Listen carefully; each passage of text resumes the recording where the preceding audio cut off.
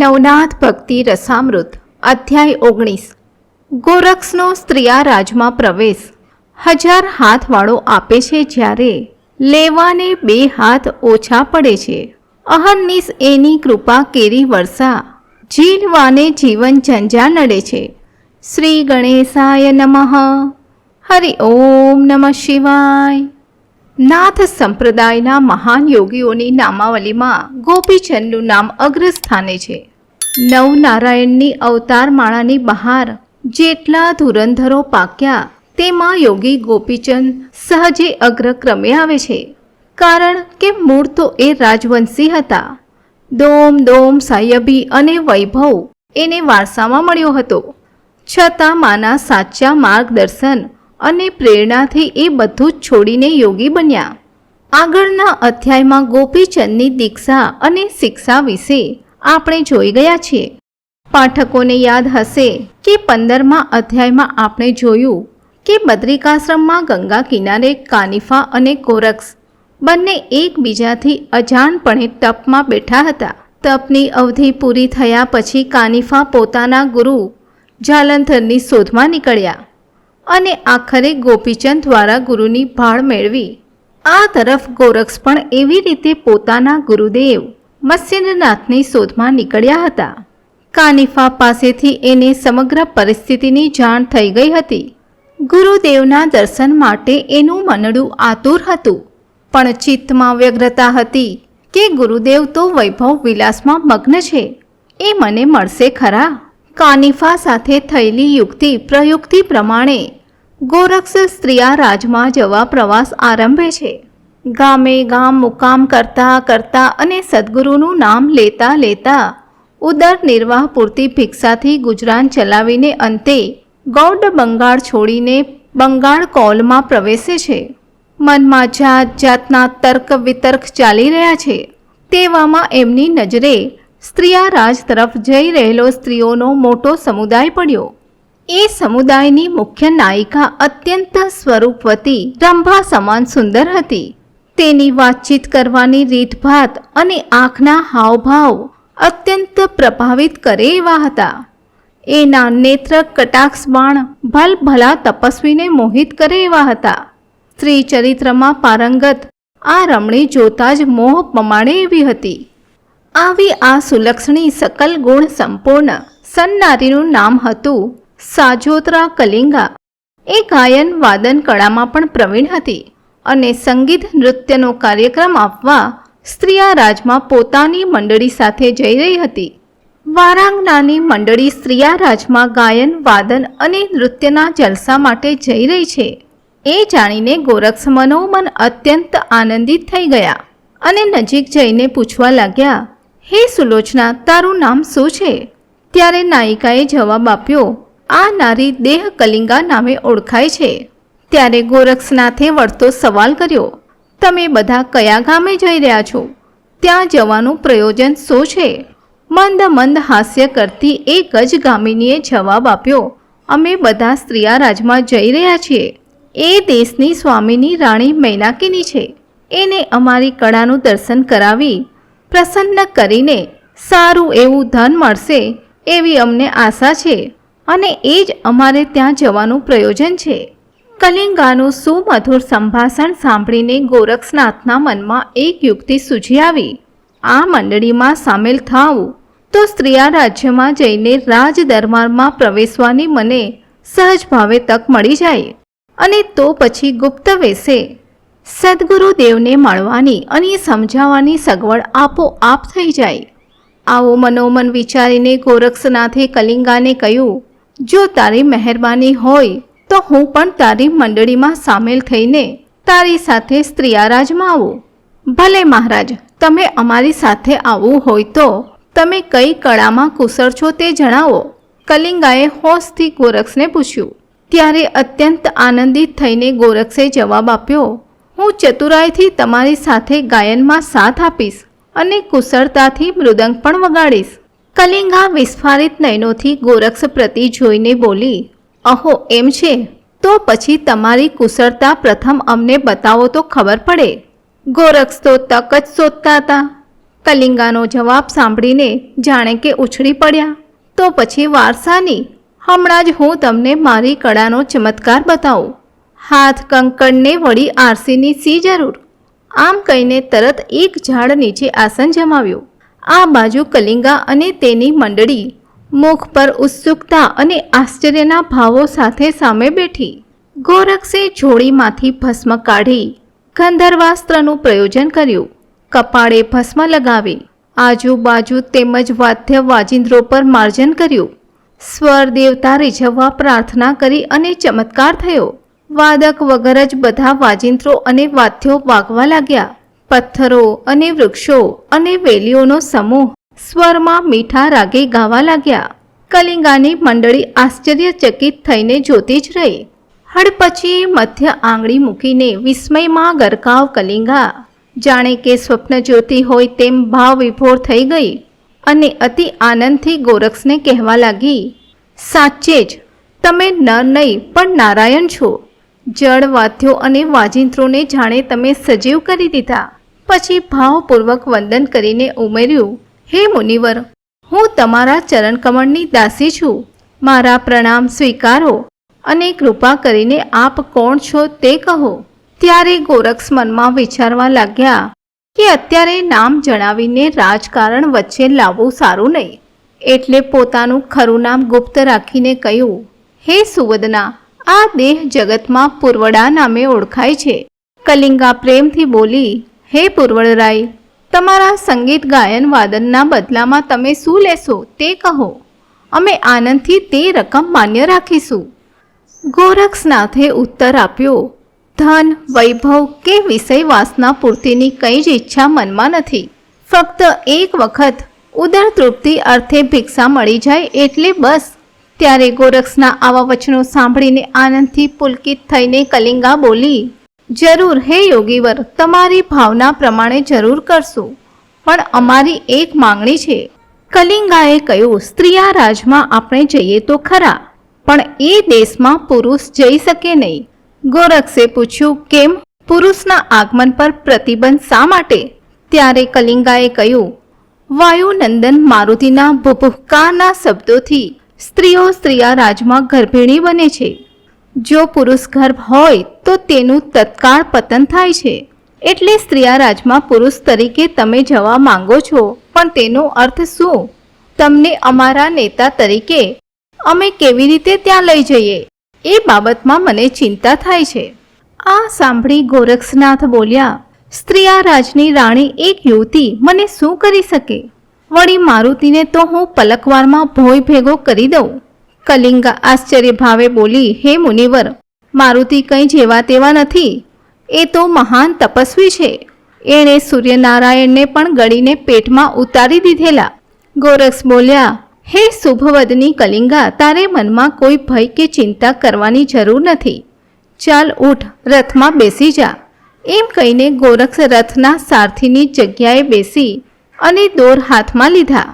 પછી પહેલું કામ ગોરક્ષે જોડીમાંથી ભસ્મ કાઢીને વજ્રાસ્ત્ર ભણીને તેની પાછળ સ્પર્શ મંત્ર ભણવાનું શરૂ કર્યું. એમ વારાફરથી મોહનાસ્ત્ર અને નાગાસ્ત્ર છોડીને સીમા પર આરક્ષણ કર્યું. આવી રીતે 4 અસ્ત્રો છોડીને ગોરક્ષ સ્ત્રીયા રાજમાં જલ્દીથી 1 યોજન સુધી ઘૂસી ગયા અને ચીના પટ્ટણ ગામે મુકામ કર્યો. ત્યાં રાત પડી, ચાંદની ખીલી ઉઠી અને દિવસના અજવાળા જેવી રાતમાં બધા રાત્રિ ભોજનની તૈયારીમાં પડ્યા. ત્યારે ગોરક્ષ પોતે પથારીમાં પડ્યા. 1 પ્રહર રાત વીતતા જ ચાંદની વિલાઈ ગઈ અને રાત્રિનું કાજળ ઘેરું સામ્રાજ્ય પૃથ્વી પર પથરાઈ ગયું. છતાં એક અદ્ભુત આભા પ્રકાશ સર્વત્ર છવાઈ ગયો. જાણે માયાવી ભગવતી રાત્રિ સ્વરૂપે પ્રગટ થઈ. પોતાના હીરા, માણેક અને જાજ્યવલ્યમાન રત્નો સમાન નક્ષત્ર ગણ સાથે રાસ રમવા ધરતી પટે ઉતરી પડી. આવા તેજો જવલ રજનીગંધાના શુભ્ર ધવલ પ્રકાશમાં 1 પ્રહર વીત્યા પછી વાયુનંદન મારુતિએ સેતુ બંધથી આગમન કર્યું. સહજપણે સીમા પ્રદેશમાં પહોંચતા જ એક વજ્રાસ્ત્ર હૃદયના ભાગમાં આવીને અથડાયું. મારુતિ પોતે વજ્ર શરીરી હોય વજ્રાસ્ત્રના પ્રહારનો ધક્કો લાગતા જ મૂર્છિત થઈને ધરતી પર તૂટી પડ્યા. એની પાછળ જ સ્પર્શાસ્ત્રનો પ્રહાર થતાં જમીન સરસા ચોંટી ગયા અને તે પર મોહનાસ્ત્રના પ્રયોગથી મૂર્છા પામ્યા. આ બધાની ઉપર નાગાસ્ત્રનું આક્રમણ થયું. સહસ્ત્ર ફેણવાળો પ્રત્યક્ષ નાગ હાથે પગે વીંટળાઈ વળ્યો. આમ ચારે અસ્ત્રોનું આક્રમણ એક સાથે થતાં જ મારુતિ અતિ વિહવળ દશામાં ઉઠવાનો પ્રયત્ન કરવા લાગ્યા. પણ સ્પર્શાસ્ત્ર ઉઠવા દે એમ ન હતું. વળી મોહનાસ્ત્રની પ્રબળ અસરને લીધે શરીર મોહવશ થઈ ગયું. હું કોણ, કયા કાર્ય માટે નીકળ્યો છું તેનું કંઈ જ ભાન મારુતિને રહ્યું નહીં. આવી રીતે એક પ્રહર વીતી ગયો. શરીરમાંથી પ્રાણ જાણે નીકળવા લાગ્યો. આંખો સફેદ થઈ ગઈ. મોઢામાંથી લાલ પાણી નીકળીને જમીન પર ફેલાવા લાગ્યું. પોતાનો કાળ હવે નજીક છે, માટે શ્રી રામને શરણે જવું એવો વિચાર મારુતિને આવ્યો અને એને રઘુનંદન શ્રી રામની અર્ચના આરંભી. હે દયાળુ, રઘુકુળ ભૂષણ, હે સીતાપતિ, ભક્ત દુઃખ નિવારક, મારે વાહરે ધાવ, કૃપાળુ વાહરે આવો. હે શિવ માનસ રંજન, ચાપ ધારક, તાપ હરણ, આનંદ સદન, સંકટ વિમોચન, પવન વેગે આવો અને મારા સંકટનું સત્વર નિવારણ કરો. હે એક વચની, હે એક પત્ની વ્રતધારી, હે એક બાણ નાયક, મારો આર્તનાદ સાંભળીને જલ્દી સહાય કરો. હે મારીચ દમન, હે જટાયુ મોક્ષ ગહન, હે કરુણા નિધાન, હે મિત્ર કુળધ્વજ, કીર્તિધારક વેગે વહેલા વારે ચડો. મારુતિનો અતિ વિહવળ અને વ્યગ્ર વિલાપ ભગવાન રામને કાને પડ્યો. પોતાનો પરમ ભક્ત ઘોર સંકટમાં સપડાયો છે એમ જાણીને શ્રી રામ તરત જ જ્યાં મારુતિ ભોંયે પડ્યા છે ત્યાં પ્રગટ થયા. પોતાના પરમ મિત્ર અને ભાવિક ભક્તની આ દારૂણ દશા જોઈ પ્રભુ પોતે વિહવળ થઈ ગયા. જેવી રીતે વાછરડાના ભાંભરવાનો અવાજ સાંભળીને ગાય દોડતી આવે તેવી રીતે રામજીએ મારુતિના મસ્તકને ખોળામાં લીધું અને તેને હાથના લપકારે શાંત કર્યા. પછી તાપ નિવારક બાણ હાથમાં લઈ પાક શાસનાસ્ત્રનું પ્રયોજન કરીને ઇન્દ્રના વજ્રનું અવગાહન કર્યું. આથી તરત જ મારુતિને લાગેલ વજ્રાસ્ત્રનું નિવારણ થયું. તેની પાછળ વિભક્તાસ્ત્રને છોડીને તેનો તત્કાળ છુટકારો કર્યો. સ્પર્શાસ્ત્રનું નિવારણ થતાં જ હાથ પગે વીંટળાયેલ સહસ્ત્ર ફણાધારી શેષનાગે પોતાની નાગચૂડની પકડ ઢીલી કરી. નારાયણ સ્વરૂપ શ્રી રામને પ્રત્યક્ષ હાજર થયેલા જોઈને શેષનાગ તરત જ હાથ જોડીને તેમની સેવામાં તત્પર થયા અને પ્રણામ કરીને પાછા પોતાના સ્થાને જતા રહ્યા. પછી મોહનાસ્ત્રનું નિવારણ થતાં જ અંજની સુત મારુતિ ભાનમાં આવ્યા અને પોતાના આરાધ્ય દેવ ભગવાન શ્રી રામને હાજરા હજુર જોઈને તેમના ચરણકમળમાં ગદગદ થઈને ઢળી પડ્યા અને કહેવા લાગ્યા, હે દેવાધિદેવ, આજે આપે મારા પ્રાણ બચાવ્યા છે. મારા પર એવા અમોઘ અસ્ત્રોનું આક્રમણ થયું કે જે મેં આજ સુધી કદી જોયા ન હતા. જાણે સાક્ષાત મહાકાળે જ મારા પર આક્રમણ કર્યું હતું. મારો અંતકાળ જાણે નજીક જ હતો. પણ હે દયાના સાગર, તમે મારી વિનંતી સાંભળી તત્કાર વારે ધાયા અને મારો છુટકારો કર્યો. આ દાસાનું દાસ પર આપે અગણિત ઉપકાર કર્યા છે. હું તો અતિ પામર છું નાથ. મારુતિની આર્જવ ભરી વાણી સાંભળીને કરુણા સાગર રામજી અતિ પ્રસન્ન થયા. પોતાના બે હાથે મારુતિને ઉઠાડી હૃદય સરસા ચાપ્યા. તેના આંસુ લૂછ્યા અને અત્યંત ભાવપૂર્વક કહ્યું, વત્સ, તારે માટે 3 વખત હું દોડી આવ્યો છું અને તારે લીધે ચોથું અસ્ત્ર બંધન મુક્ત થયું છે. તો એવો કોણ તારો શત્રુ છે તે મને કહે. ત્યારે મંદ મંદ હસતા મારુતિએ કહ્યું, હે પ્રભો, મારે માટે સંકટ પણ અકલ્પિત લાભ સમાન છે. કારણ કે એનાથી મને તમારી દયા અને દર્શનનો બેવડો લાભ મળે છે. વળી હવે આ સમયમાં એવો કોણ ક્ષત્રિય રહ્યો છે જે મારો શત્રુ હોય? એટલે મને લાગે છે કે 9 નાથોમાંથી જ કોઈ એક પ્રતાપી નાથ અહીં આવ્યા હશે. મારુતિના આવા વચનો સાંભળીને શ્રી રામે કહ્યું, નાથ પંથી તો તપોનિષ્ઠ યોગી અને ભક્ત હોય છે અને મને પ્રિય છે, માટે તેની સાથે વેર વધારવું નહીં. વળી તારી વિશેષ વૃત્તિ પર કાબૂ રાખવો જોઈએ. વાયુનંદન મારુતિને આ પ્રમાણે ઉત્તર આપીને શ્રીરામે આ નવા આગંતુક નાથ કોણ છે તે જાણવા માટે અંતર દિવ્ય દ્રષ્ટિથી જોયું તો ગોરક્ષનાથને જોયા. પ્રભુ રામ અતિ પ્રસન્ન થયા અને હનુમાનને કહેવા લાગ્યા, હે વત્સ, એ પ્રતાપી પુરુષ બીજા નહીં પણ સાક્ષાત હરિનારાયણનો અવતાર ગોરક્ષનાથ છે. આ સાંભળી હનુમાનજી બોલ્યા, સ્ત્રીયારાજમાં જવા માટેની યોજના કરીને એ પ્રતાપી ગોરક્ષનંદન અહીંથી 1 યોજન દૂર સીમા પાસે થોભ્યા છે. એ નાથને મળવા હું ઉત્સુક છું, કારણ કે એમાં મારો સ્વાર્થ સમાયેલો છે. માટે ચાલો આપણે એ નાથના દર્શન કરીએ. પ્રભુ શ્રીરામે પૂછ્યું કે એનો એવો તે શું સ્વાર્થ છે તે જાણવું પડશે.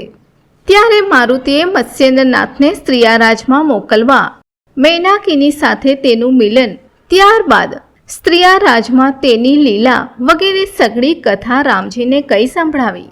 પછી કહ્યું કે ગોરક્ષ નક્કી પોતાના ગુરુ મત્સ્યેન્દ્રને પાછા લઈ જવા આવ્યા છે અને પોતાની મીઠી વાણીથી ગુરુને પાછા લઈ જશે તો મારું બધું આયોજન નિષ્ફળ જશે. માટે કોઈ પણ રીતે મત્સ્યેન્દ્ર અને મૈનાકિનીનો વિયોગ ન થાય તેવું કરો પ્રભુ. સીતાપતિ શ્રીરામે સકળ કાર્યનો હેતુ સમજીને મારુતિને કહ્યું, તો પછી તારો હેતુ સિદ્ધ કરવા માટે ગોરક્ષને મળવું પડશે. ચાલ ત્યારે યુક્તિ પ્રયુક્તિ કરીને આદર અને પ્રેમ ભાવે પ્રસન્ન કરીને તારું કામ કઢાવવા પ્રયત્ન કરીએ. એમ કહીને મારુતિ અને રઘુનાથ બંને જણા સ્ત્રીયારાજની સરહદે ગોરક્ષને મળવા માટે ઉપડ્યા. મધ્યરાત્રિનો સમય હતો. સમગ્ર ચીનાપટ્ટણ ગામ મધુર નિદ્રાની ગોદમાં સૂતું હતું. જળ, ઝાડ, પાન જંપી ગયા હતા. ગામની નજીક પહોંચતા જ શ્રીરામ અને હનુમાનજી બંને પોતાનું અસલ રૂપ પલટીને યાચક બ્રાહ્મણનું રૂપ ધારણ કર્યું. બંને જણાએ ગોરક્ષનાથ પાસે પહોંચી નમસ્કાર કર્યા. ગોરક્ષનાથ પોતાના સદ્ગુરુનું ચિંતન કરતા ઊંડી સાધનામાં લીન હતા. અંતરમાં અંશધન સદ્ગુરુની પ્રેમ લહરીના સ્પંદનો ચાલી રહ્યા છે. સર્વત્ર નીરવ શાંતિ છે. જળ અને જીવન સ્તબ્ધ છે. પાણી મેં મીન પ્યાસી, એવી રીતે સ્વચ્છંદી ગુરુની સંસાર લીલાથી વ્યથિત હૃદયે ગોરક્ષનાથ ગુરુ ભજનમાં નિજાનંદ માણી રહ્યા છે. આ તરફ બંને યાચક બ્રાહ્મણો આદેશ અલખ નિરંજન બોલતા બોલતા ગોરક્ષનાથની પાસે જઈને ઊભા રહ્યા અને કહેવા લાગ્યા, અમે વેદશાસ્ત્રના અભ્યાસી બ્રાહ્મણો છીએ. હે મુનિવર, આપ તો જીતેન્દ્ર, ઇન્દ્રિય નિગ્રહી અને વિરક્ત યોગી છો.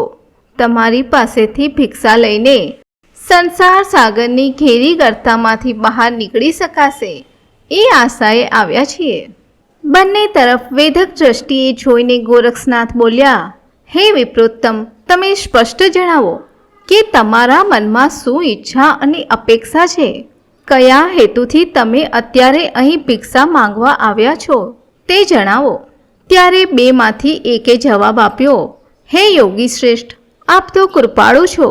પહેલાં અમને વચન આપો કે તમે અમારી ઈચ્છા પૂર્તિ કરશો જ. બ્રાહ્મણ રૂપધારી રામનું આવું સંભાષણ સાંભળીને ગોરક્ષનાથના મનમાં સંશય જાગૃત થયો. એને થયું, આ માંગણીનો ગુપ્ત અર્થ શું છે?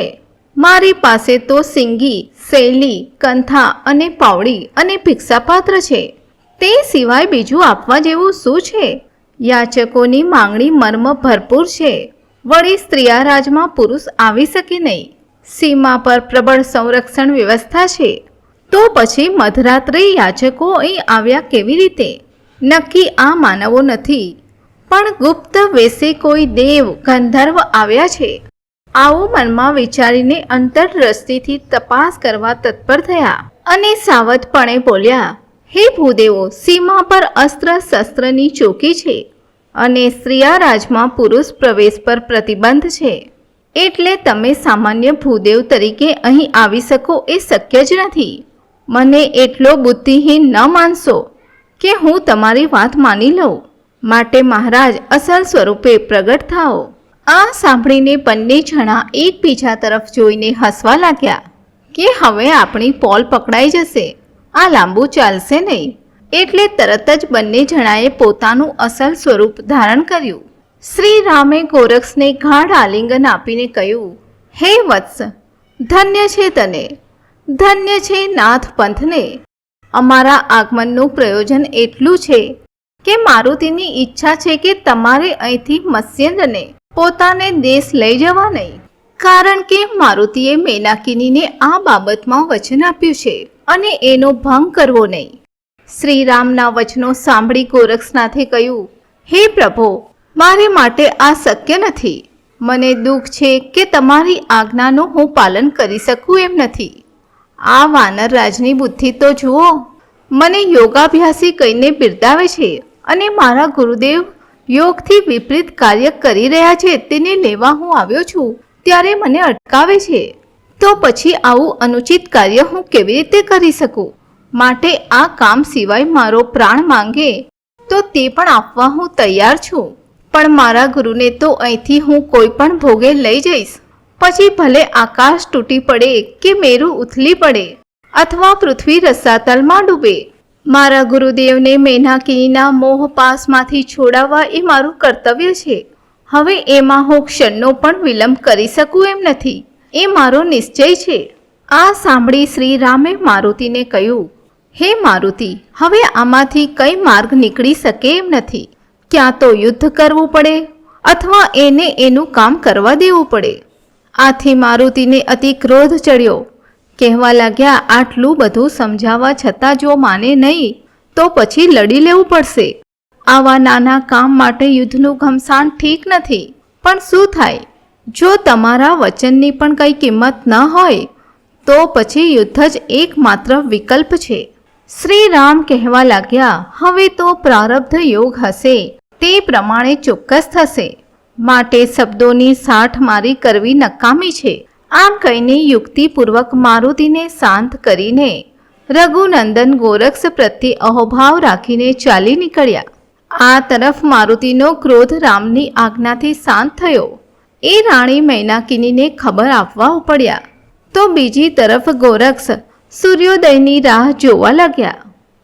ઇતિ શ્રી નવનાથ ભક્તિ રસામૃત અધ્યાય 19મો સમાપ્ત. જે કોઈ ભક્તિભાવપૂર્વક આ અધ્યાય ગાશે, શીખશે યા સાંભળશે તેના પર ગોરક્ષનાથની કૃપા ઉતરશે અને તેના મોક્ષ માર્ગમાં સહાયભૂત થશે. તેની મોહ માયા જાળનો વિનાશ થશે. અસ્તુ શુભમ ભવતુ. અવધૂત ચિંતન શ્રી ગુરુદેવ દત્ત. સદગુરુદેવ કી જય. નવનાથ ચિંતન શ્રી ગુરુદેવ દત્ત.